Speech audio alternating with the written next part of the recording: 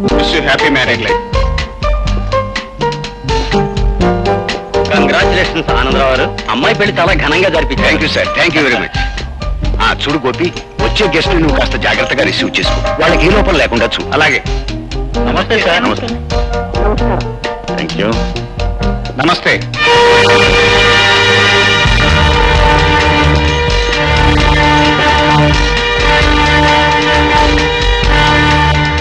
Congratulations young man. Thank you. Hi baby, wish all the happiness. Sir Prasadarao గారు, మీ programmes అన్ని cancel చేసుకుని అమ్మాయి మ్యారేజ్ రిసెప్షన్ కి మీరు రావటం నిజంగా మా అదృష్టం. Oh no, it's my pleasure. Business పనులు ఎప్పుడు ఉండేవి, వాటి కోసం ఇలాంటి అకేషన్స్ అనుకుంటాం. వస్తా. వస్తాం రేఖ. హలో, లక్ష్మీ వరప్రసాదరావు గారు. నమస్తే. నమస్కారం. ఏమిటి, మేము కలకత్తాలో ఉన్నామని మమ్మల్ని పూర్తిగా మర్చిపోయినట్టున్నారు? ఈ మధ్య మీ అమ్మాయి పెళ్లి చేశారట, కనీసం వెడ్డింగ్ కార్డు అయినా పంపించలేదు. అది అనుకోకుండా జరిగిపోయిందండి. ఎవరిని పిలవడానికి టైం. కనీసం మీ అల్లుడినైనా పరిచయం చేయండి. అతను ఊళ్ళో లేదండి, బిజినెస్ పని మీద ఢిల్లీ వెళ్ళాడు.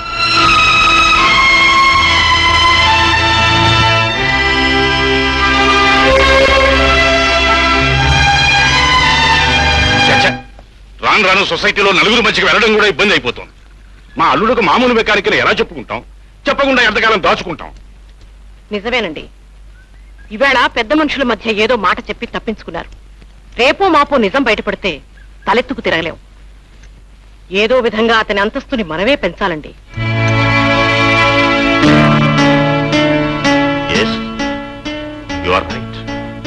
ఎలాగైనా అతని స్టేటస్ మనమే పెంచాలి, లేకపోతే ముందు ముందు మనకే అవమానం. అవమానం వాళ్ళకి కాదు, నాకు. చెట్టంత అల్లుడిని కళ్ళ ముందు కనిపిస్తుంటే పరువు ప్రతిష్టల కోసమని నా అల్లుడు రాలేదు, ఎక్కడో చచ్చాడన్నట్టు మాట్లాడతాడా మీ డాడీ? అంత పచ్చి అబద్ధాలు ఆడటానికి ఆయనకు సిగ్గులేదు. నా సంపాదన తక్కువే కావచ్చు, కానీ అది నేను కష్టపడి సంపాదిస్తున్నాను, గౌరవంగా బ్రతుకుతున్నాను. ఏమండి, జరిగిన విషయం మర్చిపోండి. నేను ఒక సలహా చెప్తాను, వింటారా? ఏమిటది? సంపాదన అనేది పెరగటం తప్పేం కాదుగా. ఏ, ఇప్పుడు నా సంపాదనతో నువ్వు సుఖపడ్డం లేదా? అలాగని నేను అన్నానా? నేను చెప్పేది అర్థం చేసుకోండి. అభివృద్ధి అనేది ప్రతి మనిషికి అవసరం. మీరు నా డాడీ దగ్గర నుంచి కొంత డబ్బు అప్పుగా తీసుకుని సొంతంగా గ్యారేజ్ ఓపెన్ చేశారనుకోండి, మీకున్న పట్టుదలతోనూ తెలివితేటలతోనూ కృషి చేస్తే వేలకు వేలు గడించవచ్చు, లక్షాధికారి కావచ్చు. రేఖ, అప్పుగానైనా సరే ఒకళ్ళ ముందు చేయి చాచడం అడుక్కోవటమే అవుతుంది. దానికంటే ఉన్నదాంతో మన ఇద్దరం సరిపెట్టుకుంటే మంచిది. ఇద్దరు వరకైతే పర్వాలేదండి, ఇక ముందు ముందు మనకు పిల్లలు పుడతారు, సంసారం పెరుగుతుంది.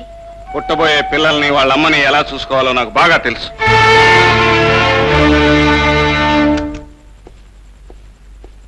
Good morning sir. Very good morning. Come on Gopi, come on. నీకు మంచి శుభవార్త. ఏంటి సార్? మనం ప్రారంభించాలనుకున్న షాక్ అబ్జర్స్ ఫ్యాక్టరీకి ప్రభుత్వం నుంచి పర్మిషన్ లభించింది, లోన్ కూడా శాంక్షన్ అయింది. Is it? Very good sir. అసలు ఈ ప్రాజెక్టు తలపెట్టడానికి కారణమే నువ్వు. ఈ క్రెడిట్ అంతా నీదేనయ్యా. Thank you sir, thank you very much. మరో శుభవార్త, ఈ ప్రాజెక్టుకి నిన్ను జనరల్ మేనేజర్ని చేయటమే కాకుండా నా పార్ట్నర్ గా కూడా తీసుకుంటున్నాను. సార్, మీరు నా మీద ఇంత బరువు బాధ్యతలు. ఇన్నేళ్ల నీ సర్వీసులో నీ శక్తి సామర్థ్యాలేమిటో బాగా అర్థం చేసుకున్నాను గోపి. నీలాంటి అర్హత కలిగిన మనిషి నా పార్ట్నర్ కావటం చాలా ఆనందకరమైన విషయం. అంతేకాదు, ఈ రోజు నుంచి నీ జీతం నెలకు 5,000 రూపాయలు చేస్తున్నాను. రేఖ, రేఖ, రేఖ, రేఖ. ఏమిటండి, ఏమిటా కేకలు? రేఖ, హ్యాపీ న్యూస్.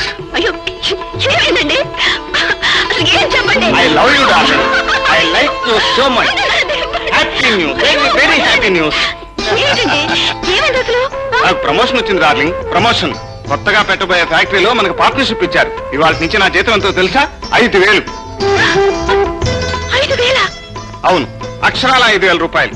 నాకు తెలుసండి, ఇలాంటి మంచి రోజు తప్పకుండా వస్తుందని. ఎవరి మీద ఆధారపడకుండా, ఎవరి దయాధర్మను ఆశించకుండా, సొంత కష్టాన్ని నమ్ముకున్నందుకు 5,000 ఏంటండి? 5 లక్షలు వచ్చినా ఆశ్చర్యం లేదు. రేఖ, మగవాడి జాతకం ఇల్లాలి అదృష్టంతో ముడిపడి ఉంటుందంటారు. అసలు దీనికి అంతటికీ కారణం నువ్వే. లేమిలో నా బ్రతుకులో అడుగు పెట్టి నవ్వుతూ పేదరికాన్ని పంచుకున్నావు. ప్రతి క్షణం నాకు ధైర్యాన్ని ఇచ్చావు. నిజంగా ఈ రేఖ రాకతో నా అదృష్ట రేఖ మారిపోయింది. You are very lucky for me. చాలా థ్యాంక్స్. ఈ సంతోషాన్ని మనం బ్రహ్మాండంగా సెలబ్రేట్ చేసుకోవాలి. థ్యాంక్స్ తర్వాత కానీ ముందు ముద్దు. చాలు మెల్లిగా. అది చూడు ఆస్ట్రీ తీసి అలాగేనమ్మా. ఆయా అయ్యా చూడు అది తుడిచిన చాలు కానీ ఇవి తీసి కరెక్ట్ గా. అలాగేనమ్మా. ఇది అవతల పెట్టు. అక్కడే అక్కడే పెట్టేది. అది నమస్కారం అయ్యగారితో చెప్పేది. చాలా థ్యాంక్స్ అని. Baby mummy mummy I'm fine. How are you baby? I'm fine. Mummy mummy చూసావా మా కొత్తలు ఎలా ఉంది? Very nice. చాలా బాగుంది బేబీ. సర్లేండి మొదట మీ అల్లుడు గారి గురించి ఏమేమో అనుకున్నారు. ఇప్పుడు అర్థమైందన్న ప్రతిభ. మమ్మీ ఆనందరావు గారు కొత్తగా పెట్టిన ఫ్యాక్టరీలో మీ అల్లుడు గారికి పార్ట్నర్షిప్ ఇచ్చారు. జీతం కూడా 5,000 పెంచారు. మమ్మీ పిచ్చి పిల్ల.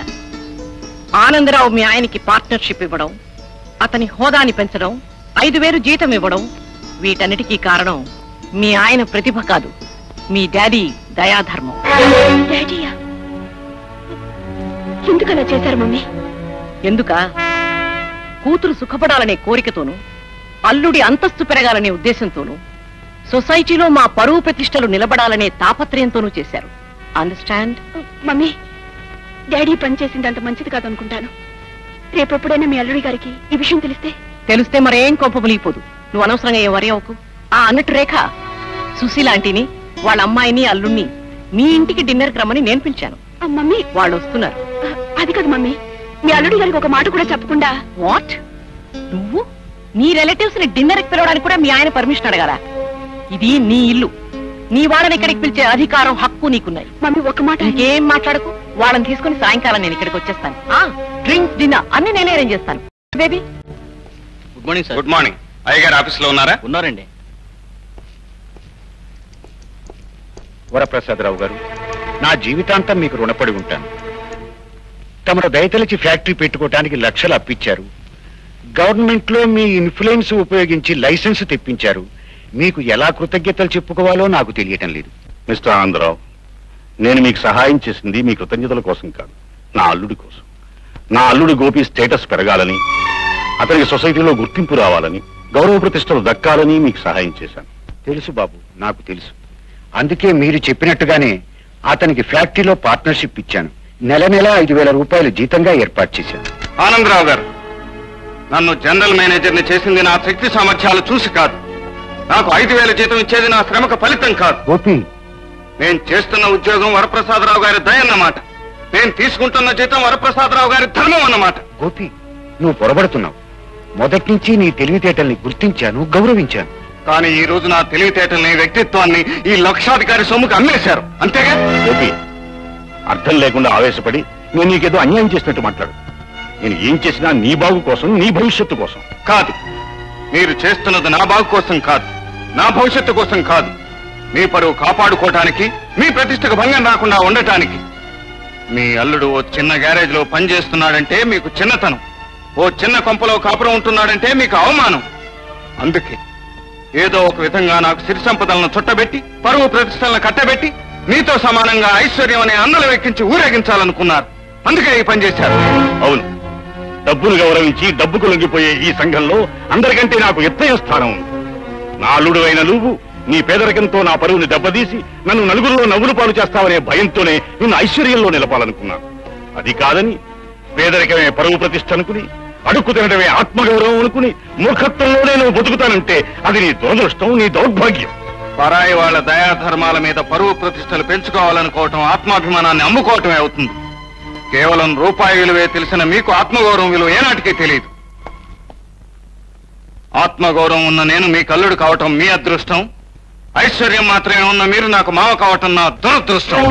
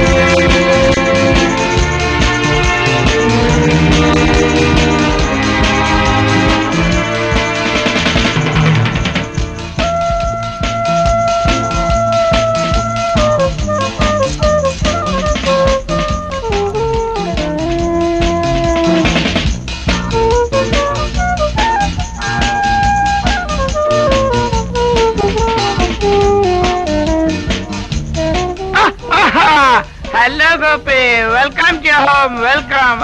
సారీ, మీ ఇంట్లో నీకు పప్పుగాడు వెల్కమ్ చెప్తున్నాడు ఏమిటా అని ఆశ్చర్యపోతున్నావా? That is Pappu's greatness.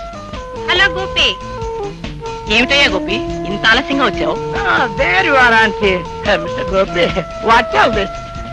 నీ ఇంటికి పిలిచి హోస్ట్ లేకపోతే ఏమిటి అది? ఆయన ఈ పప్పు ఏమీ ఫీల్ అవ్వలేదు. That is Pappu's greatness. నువ్వు లేవనుకో, కనీసం ఉన్న రేఖ అయినా ఈ డ్రింక్స్ లో డాన్స్ లో పార్టిసిపేట్ చేయలేదు. Very bad. అయినా కూడా ఈ పప్పు ఏమీ ఫీల్ అవ్వలేదు. That is Pappu's greatness. Gopi, ఏ మాటకు ఆ మాటే చెప్పుకోవాలి. మీ హౌస్ బ్రహ్మాండంగా ఉంది. ఫ్యాంటాస్టిక్, బ్రహ్మాండంగా ఉంది. What a lovely house. What beautiful furniture. What lovely drinks. What a life. And what a wife. You're a lucky person, I say. You're a very lucky person. Correct. కోటీశ్వరుడు కూతురు ఇల్లాలైనప్పుడు ఇంట్లో ఆర్భాటానికి కొదవే ఉంటుంది. Prestige నిలబెట్టుకోవడం కోసం ఎంత ఖరీదైన వస్తువులైనా సరే క్షణాల మీద దిగుమతి కావాల్సింది. Thank you. ఏమి ఫీల్ అవ్వకుండా బాగా ఎంజాయ్ చేశాడు. ఇది బారు కాదు, క్లబ్బు కాదు, ఒక మామూలు మనిషి ఇల్లు. నువ్వు కోటీశ్వరుడు కూతురువు కాదు, ఒక మామూలు మనిషి భార్య. నేను భార్యనే తప్ప ఇంట్లో నోరెత్తకుండా పడి ఉండే బానిసను కాను. బంధువులు అనే వాళ్ళ ఇంటికి వస్తే వాళ్ళకు భోజనం పెట్టి మర్యాద చేయడం కూడా తప్పేనంటారా? ఆ మాట నేననలేదు. కాకపోతే మన అంతస్తుకు మించిన మనుషుల్ని ఇంటికి పిలిచి వాళ్ళ ముందు నన్ను చిన్నపుచ్చుకునేటట్టు చేయొద్దని చాలా సార్లు చెప్పాను. అనవసరంగా ప్రతి చిన్న విషయానికి చిన్నపుచ్చుకోవటం, చిన్నతనాన్ని భావించడం మీకు అలవాటైపోయిందండి. అందుకే పెద్దవాళ్ళ మధ్యకి రారు, వాళ్ళతో కలవరు. ఓహో, నువ్వు అనుకునే ఆ పెద్ద మనుషులతో కలపాలనేనా? మీ డాడీతో చెప్పి దొంగచాటుగా నా హోదాన్ని పెరిగేటట్టు చేశావు. ఏమిటండి మీరనేది? తెలియనట్టు మాట్లాడక రేఖ. పెళ్లికి ముందు మీ నాన్న ఐశ్వర్యానికి అమ్ముడు పోను నేను ఈ రోజు అమ్ముడు పోతానని ఎలా అనుకున్నావు? ఆయన వేలకు వేల గుమ్మరించినంత మాత్రాన నా వ్యక్తిత్వాన్ని చంపుకుంటాననుకున్నావా? ఆయన ఆస్తికి ఆశపడి నా ఆదర్శాన్ని అమ్ముకుంటాననుకున్నావా? ఏమిటండి మీ అర్థం? నేను ఆవేశం. మనకు మేలు చేయాలని, మన సుఖపడాలని మా డాడీ ఏదో సహాయం చేస్తే అదేదో పెద్ద పాపంలాగా నేరలాగా మాట్లాడతారు ఏమిటండి? అంటే నా మాటలు తప్పంటావా? మీ డాడీ చేసిన పని సరైందంటావా? అంతేనా? చూడు రేఖ, నేనేమిటో, నా మనసేమిటో, నా బ్రతికేమిటో నీకు బాగా తెలుసు. అన్నీ తెలిసి నీకు నాతో కలిసి ఉండటం ఇష్టం ఉందో లేదో సూటిగా చెప్పు. ఇష్టం వచ్చినట్టు మాట్లాడకండి. మీ ఆదేశాలతోనూ పట్టుదలతోనూ ప్రతిరోజు ఏదో గొడవ పెట్టుకుని నాకు మనశాంతి లేకుండా చేస్తున్నారు. అంత మనశ్శాంతి లేకపోతే మీ మమ్మీ డాడీ ఇంటికి వెళ్ళిపోవచ్చుగా. ఎప్పుడో వెళ్ళిపోయేదాన్ని, కానీ కన్నవాళ్ళని కాదని, ప్రేమించిన వాడిని పెళ్లి చేసుకున్నదాన్ని ఇప్పుడు మళ్ళీ కట్టుకున్న వాడిని కాదని కన్న వాళ్ళ ఇంటికి వెళ్ళిపోతే నలుగురు నవ్వుతారని ఆలోచిస్తున్నాను. అంటే నలుగురు నవ్వుతారనే భయంతోనే ఇక్కడున్నావు గాని నా మీద ప్రేమతో కాదన్నమాట. చూడు రేఖ, పెద్దింటి ఆడపిల్లని పేదవాడి ప్రేమ అనే బంధం కట్టి ఉంచలేదని, వాళ్ళిద్దరూ కలిసి ఉండలేరని ఇప్పుడే అర్థమైంది నాకు. వెళ్ళిపో, మీ మమ్మీ డాడీ ఇంటికి వెళ్ళిపో, వెంటనే వెళ్ళిపో, వెళ్ళిపో. రేపు ఉదయం నేను లేచేసరికి నీ ముఖం కూడా నాకు కనిపించకూడదు.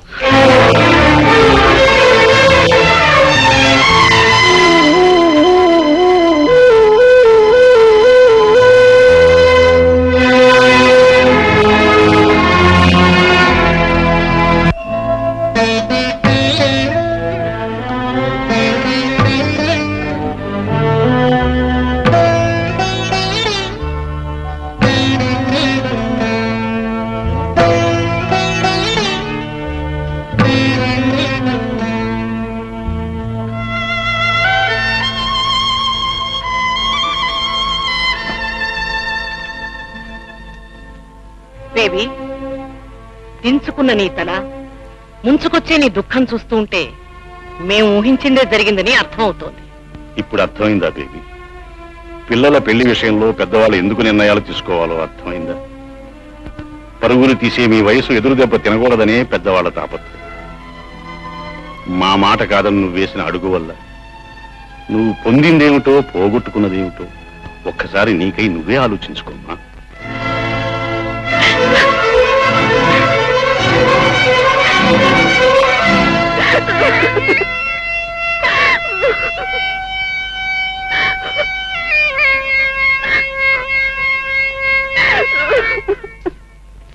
బాబు గారు, ఇంట్లో గ్యాస్ అయిపోయింది, అందుకని హోటల్ నుంచి క్యారేజ్ తీసుకొచ్చాను. హోటల్ భోజనమా? మీరు తినలేరు. ఎందుకంటే హోటల్ వాళ్ళు చేసే ఏ పదార్థంలోనూ ప్రేమ అనేది కలపరు కాబట్టి. అదేంటి బాబు, భోజనం చేయకుండానే లేచిపోతున్నారే? నాకు ఆకలి కాలేదు, నువ్వు వెళ్ళి భోంచి. నాకు తెలుసు బాబు, రేఖమ్మ తన చల్లటి చేతులతో ఆప్యాయంగా అన్నం పెడితేనే మీరు తినగలరు. చూడు బాబు, అమ్మగారు ఇల్లు పెట్టి అప్పుడే వారం అయిపోయింది. సంసారంలో వచ్చే కలతల్ని సర్దుకుపోతేనే ఆ కాపురం కలకాలం నిలుస్తుంది బాబు. నా మాట విని మీరు వెళ్ళి రేఖమ్మకు నచ్చజెప్పి తీసుకురండి బాబు. నేను వెళ్ళి నచ్చజెప్పి తీసుకురావాలా? ఏ తనే రావచ్చుగా, ఈ ఇల్లు తనది మాత్రం కాదా? అది నా ఇల్లే అయితే జరిగిన చిన్న గొడవకి కోపంతో నన్ను ఇంటి నుంచి వెళ్ళిపోమని ఎందుకు చెప్పాలి? కోపంతో భర్త ఒక మాట అన్నంత మాత్రాన కాపురాన్ని కాదనుకోవటం మంచిది కాదమ్మా. నా మాట విని జరిగింది మర్చిపోయి అతని దగ్గరికి వెళ్ళిపోమ్మా. ఎన్ని రోజులు నేను రాకపోతే కనీసం ఆయన వచ్చి నన్ను తీసుకెళ్ళొచ్చుగా. అతనే వచ్చి పిలవాలని నువ్వే రావాలని అతను, ఇద్దరూ పంతం పట్టి కూర్చుంటే పచ్చని కాపురం పాడైపోయే ప్రమాదం ఉందమ్మా. సంసారం అనే సాగరంలో ఆటుపోట్లు సహజం. ఆలు మగలు వాటికి తట్టుకుని దాంపత్యం సాగించాలి. ఆస్తిని అంతస్తుని చివరి కన్నవాడిని కూడా వదులుకొని మీ జీవితంలో కడుగు పెట్టింది రేఖ. నా మాట విని మీరొక్కసారి దాని కళ్ళెదురు కనిపిస్తే అన్ని అపార్థాలు తొలగిపోతాయి. మళ్ళీ మీ జీవితం స్వర్గంగా మారుతుంది. రేపే నేను మా అత్తగారు వెళ్తున్నాను. నేను మళ్ళీ తిరిగి వచ్చేసరికి మీ ఇద్దరు అన్యోన్యంగా ఉండాలి.